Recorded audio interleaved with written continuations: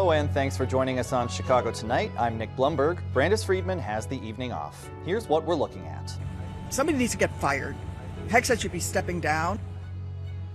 The Trump administration is doing damage control after a shocking intelligence leak. Senator Tammy Duckworth joins us to discuss why the Chicago Police Department failed to track thousands of traffic stops last year. And advocates for homeschooling are pushing back on a measure that would bring more regulations.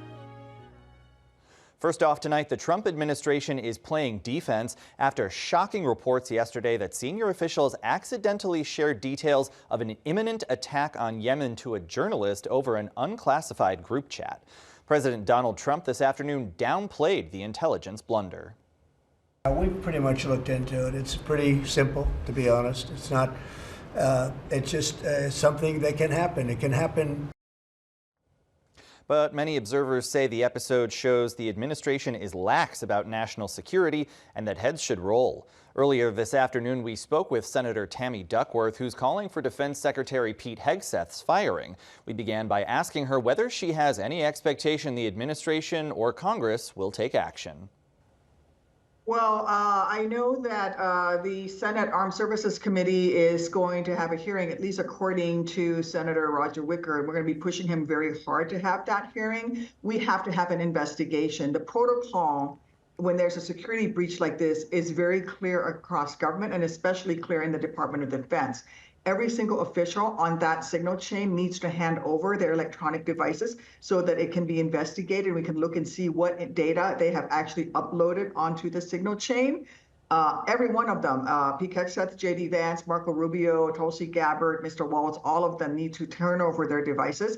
I am calling on them to have the hearings and an investigation. Whether or not they'll follow through with it within the Trump administration is another question. But frankly, this is an egregious breach of national security that put our servicemen and women's lives on the line, in danger. Those pilots flying that mission that Pete Hegseth shared, the sequencing data and the timing of when that mission was going to happen, those lives were put into danger when he did that. How do you think allies with whom we share intelligence view this kind of a breach? I think they're horrified, and I can tell you right now that they are reconsidering whether or not they will share future intelligence with us, which then puts the lives of men and women in uniform for our great nation in danger in the future, because we will not have the full intelligence picture when we are putting our men and women in the military out to do missions for us around the world, because we will not be getting that data, that information that we desperately need from our allies, because we share information with them. They're not going to share information with us because they know that under this incompetent Secretary of State, under this incompetent National Intelligence, Director of National Intelligence, the CIA director, we're not capable of securing classified data. Well, and speaking of those service members, the Trump administration has been pursuing massive cutbacks to the federal workforce, including the Department of Veterans Affairs. Many veterans who are themselves federal workers have been facing layoffs. What can Democrats do to try and mitigate the impact of those cuts? Well, one of the things that we can do is I actually have put forward a bill called the Protect Veterans Jobs Act, which basically says, if I can get the Republicans to vote on it, the Trump administration must rehire all of the veterans that they fired. And we actually had a vote on this just the week before last when we had the budget shutdown vote. I introduced it as an amendment, and all the Republicans voted against giving their veterans their jobs back. So I want veterans to understand, if you were fired by the Trump administration a week and a half ago, we had the opportunity to get you your jobs back, and our Republican colleagues voted against you. That is where the Trump administration is. They are anti-veteran, and they fired all those veterans who are serving our nation after having served in uniform, and they wouldn't even give you your jobs back. You know, all these cuts are part of a sort of a tsunami of moves the administration has made, many, headed up by Elon Musk in the so-called Department of Government Efficiency. There are some critics who have been upset at Democrats for what they see as, perhaps a scattershot or tone-deaf response. How do you think elected leaders who disagree with these moves can push back as strenuously and effectively as possible? Well, by doing exactly what I'm doing. Communicating to people and putting forward pieces of legislation like I did and forcing the Republicans to vote. And it's very clear that they voted against veterans. It is very clear that the Trump administration continues to lie, and we have to hold them accountable. I have the Secretary of Veterans Affairs said that he didn't fire anybody who was working on the Veterans Crisis Hotline, and yet I personally was able to get at least 2 of them in Illinois who were fired their jobs back. And we were able to call them out on it because I was able to put those particular veterans on the phone with reporters who then confronted the Trump administration, confronted the Secretary of Veterans Affairs and said, wait a minute, you did fire them. We have the receipts. I have the receipts, and we're going to make sure we hold them accountable. You know, on Ukraine, you've, slammed this administration for the suggestion that Russia didn't start the war. We saw that extraordinary blow up in the Oval Office with President Zelensky. Are you concerned the U.S. might be backing off its support for Ukraine?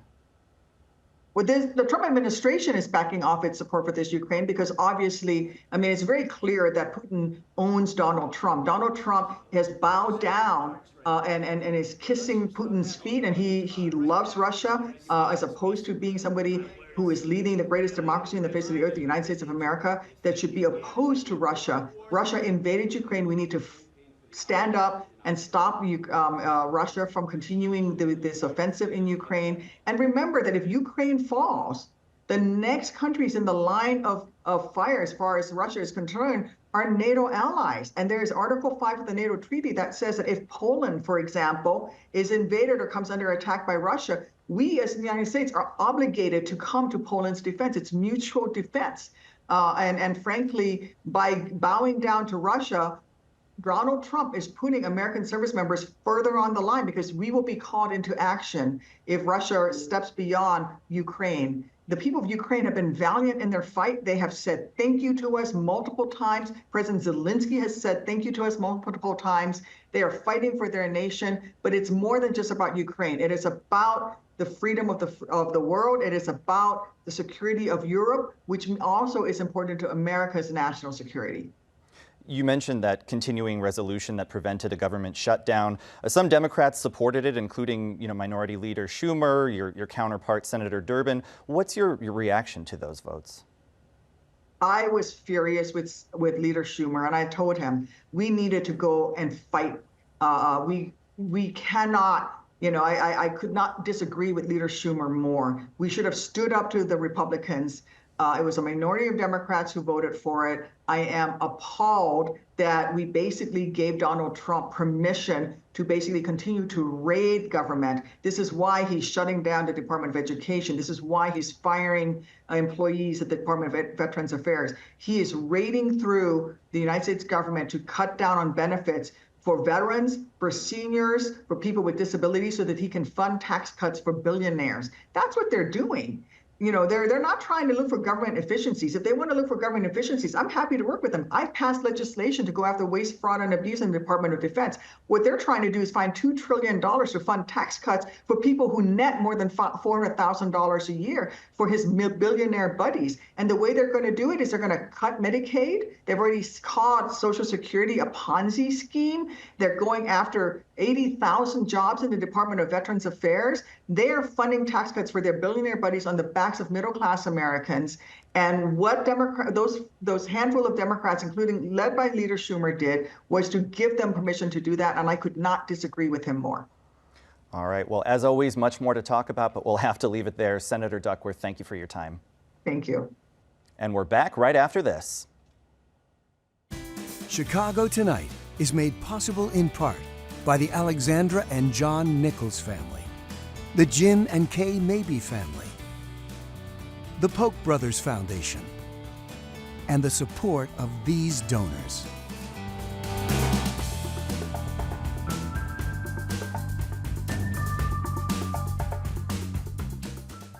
And now to some more of today's top stories. President Trump's nominee to lead the Social Security Administration pledges he does not want to privatize the agency.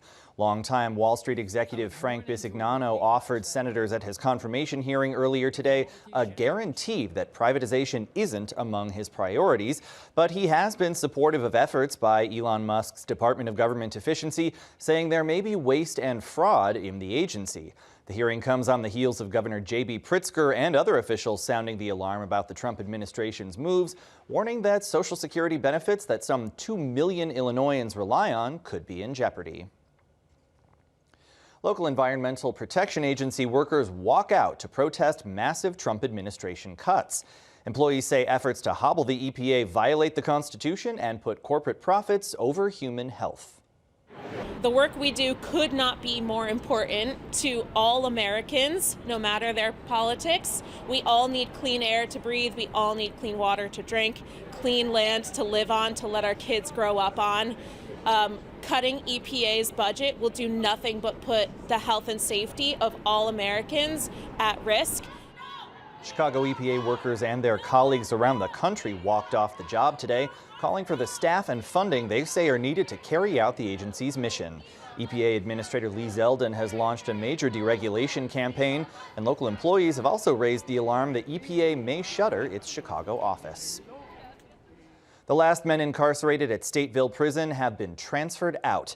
That's according to the Illinois Department of Corrections. Most of the prison's population was transferred in September, but 21 men in the facility's medical unit were still there and said they were being, quote, left behind to die. In a lawsuit filed by a disability rights group, the remaining men compared their living conditions to being in solitary confinement, saying they'd sit in locked cells for up to 24 hours a day with no access to the law library, recreational activities, or time in the chapel.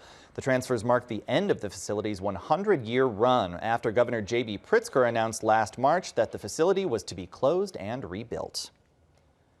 Up next, a data failure revealed in CPD documents. Reporter Heather Sharon joins us to explain right after this.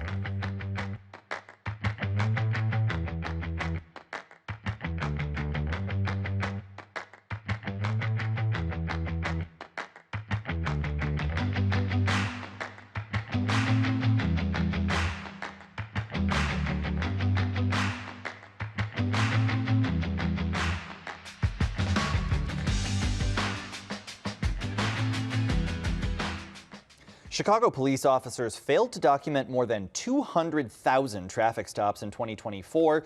This even as officials work to craft new rules that would limit the ability of officers to make certain kinds of stops. Our Heather Sharon joins us now with more. Heather, good to see you. Let's get started with just the basics here. How many traffic stops did the Chicago Police Department tell state officials that officers made in 2024? So in all, Chicago police officers made more than 294,000 traffic stops in 2024. And those stops came across the city and represented a significant drop from 2023, almost 45%. Now, Superintendent Larry Snelling has said that he has reoriented the department into making stops that focus on violent crime, and that, they say, is evidence of that. Now, CPD officials acknowledged to you that data is actually incomplete. What's happening there? Well, what happens when an officer pulls over a driver is that they radio in and say, I've made a traffic stop and here's my location. They're supposed to do something else once the traffic stop is finished. They have to fill out what's called a blue card. And that paper form identifies the location of the stop and, most importantly, the reason for the stop and the race of the driver. But if officers don't fill out that form, there's nothing to report to state officials, leading to a discrepancy between the number of traffic stops called into police dispatchers and then reported to state officials. I should mention that Bolt's Magazine and Justice Watch were the first to report about this discrepancy that CPD now acknowledges exists. And a pretty significant one at that. You know, police reform advocates say this apparent failure to properly document stops is really troubling. What did you hear from them? Well, they told me that you cannot reform something that you can't measure, because you might sort of suggest different changes and new restrictions if you're making 300,000 traffic stops or if you're making 500,000 traffic stops. And it's also a matter of trust. If the city tells the state we made X number of traffic stops and it turns out that it's actually X plus 200,000, that makes it hard for the public to trust that CPD is doing what they say they're doing. This week marks the one-year anniversary of Dexter Reed being fatally shot by officers. You know, since then, CPD has been working to craft new rules for traffic stops. Where does that effort stand? Very much in limbo. It was nearly 10 months ago that Superintendent Snelling said he agreed to include traffic stops under the consent decree, those federal court-ordered reforms. But that agreement has yet to be finalized amid a push by another group led by Impact for Equity to ban police officers from making stops stops for equipment violations and non-moving violations. There's no consensus on that hot button issue either. Heather, thanks for your reporting. I'm sure there's much more of it to come. Sure is. Thanks, Nick. And you can read Heather's full story on our website. It's all at WTTW.com/news.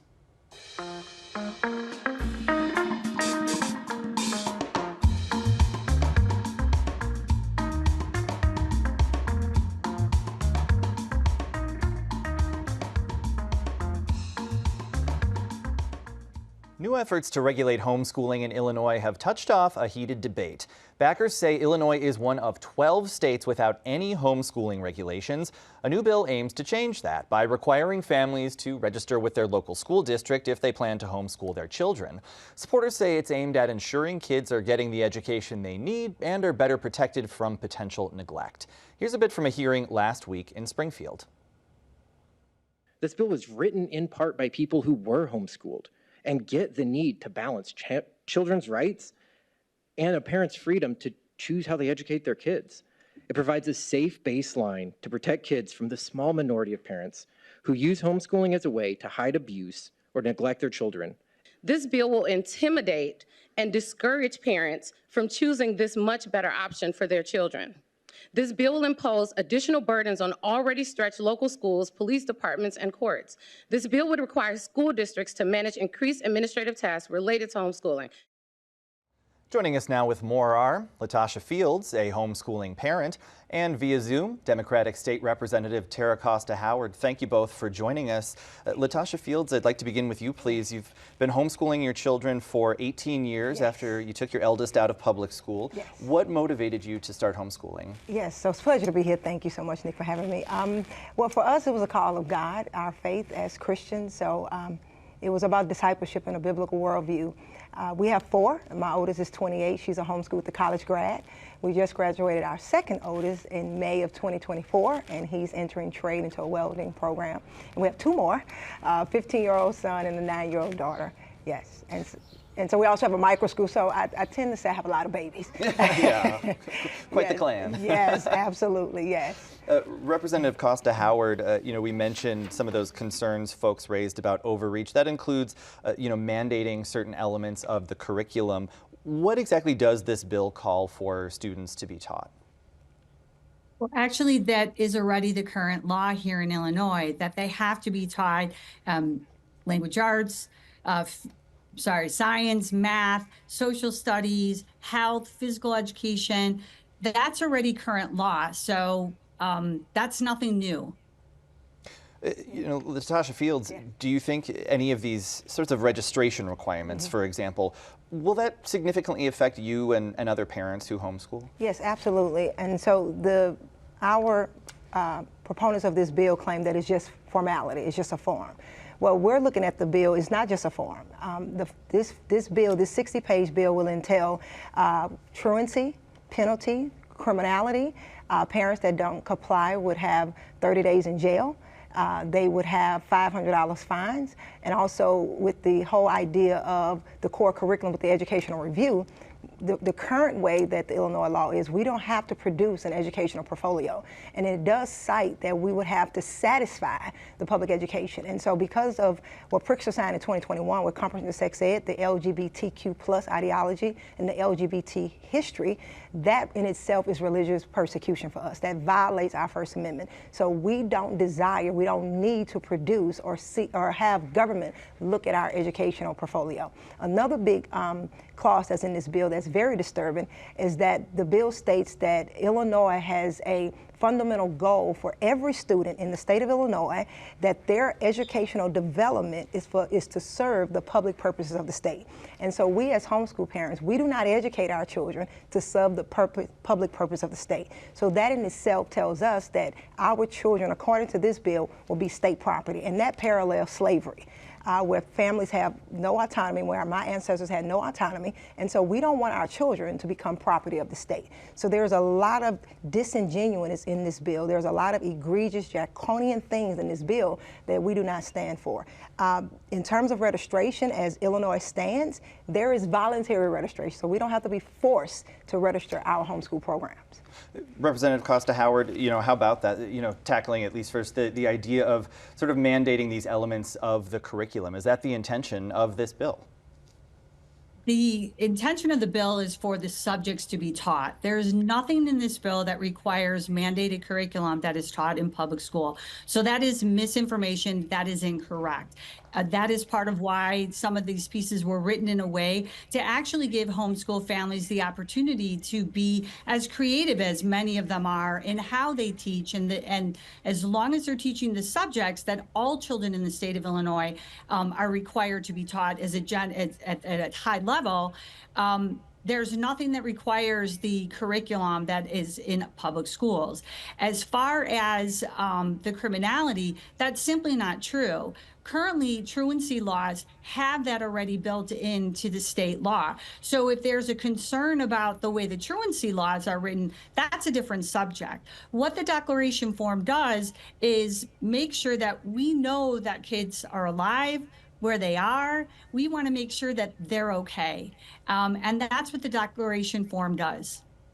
Latasha Fields, how about that? Supporters say this can help prevent potential abuse and neglect because students who are being homeschooled, although there isn't any, evidence to back up that it's happening at higher rates, it still certainly can happen, and they don't have the eyes of teachers or other school officials on them the way students in a public school might. What's your take on that argument? I believe that as many of us, over 48,000 of us in the state of Illinois, submitted witness slips that we disagree with this position that, that there's any idea that homeschool students are being abused. The public school system has failed. So this bill is very disingenuous.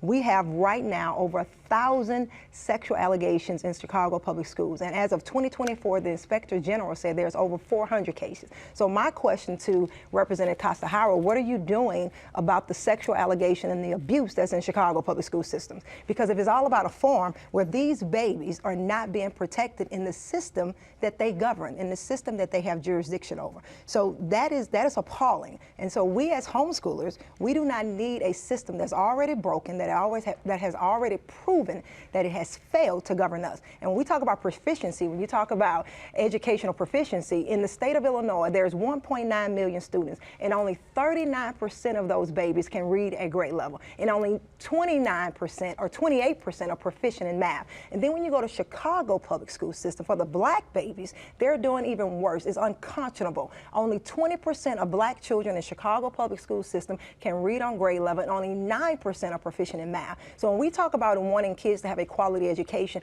homeschoolers far exceed that. They far exceed that expectation.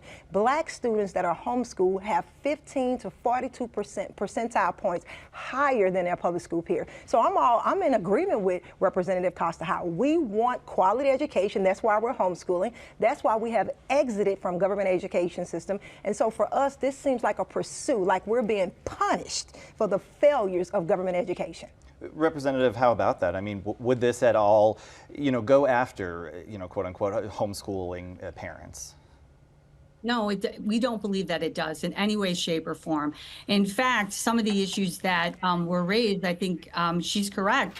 We want to make sure that all kids have a high-quality education. And if you actually take a look at the statistics that are on the State Board of Education website, our 8th graders are doing great. We're seeing those numbers come around for our students here in Illinois. That's a good thing. But I would like to address the comment that she made regarding sexual abuse in Chicago public schools. We have laws on the book that require anyone who comes in contact with our children in our school setting to have a criminal background check. If you are being homeschooled, there's nothing. You are not subject to any laws. I want to be clear. 38 states have this requirement on the books to declare that you are homeschooling your children. 38 states. We here in Illinois are an outlier. We know that if this is happening in Florida, West Virginia, Louisiana, they are not making these same complaints.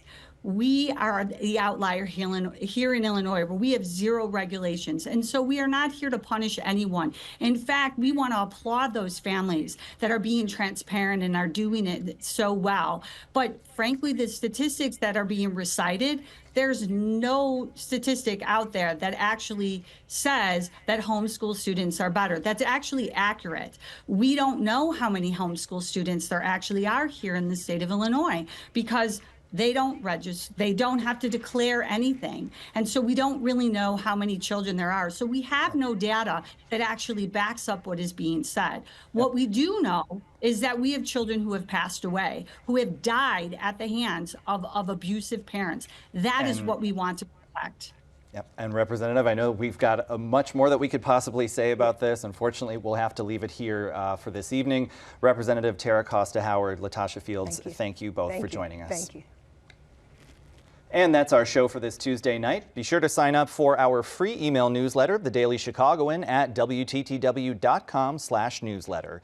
And join us tomorrow night at 5:30 and 10. A new book explores the life and legacy of former Chicago Teachers Union President Karen Lewis.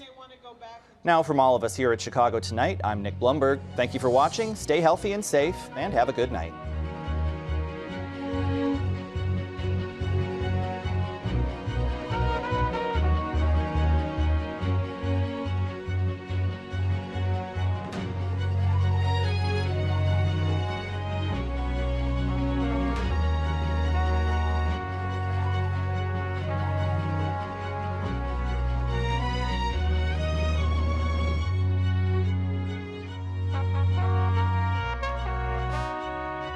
Closed captioning is made possible by Robert A. Clifford and Clifford Law Offices, a Chicago personal injury and wrongful death firm that is proud to be a multilingual law firm that provides translators for a variety of languages.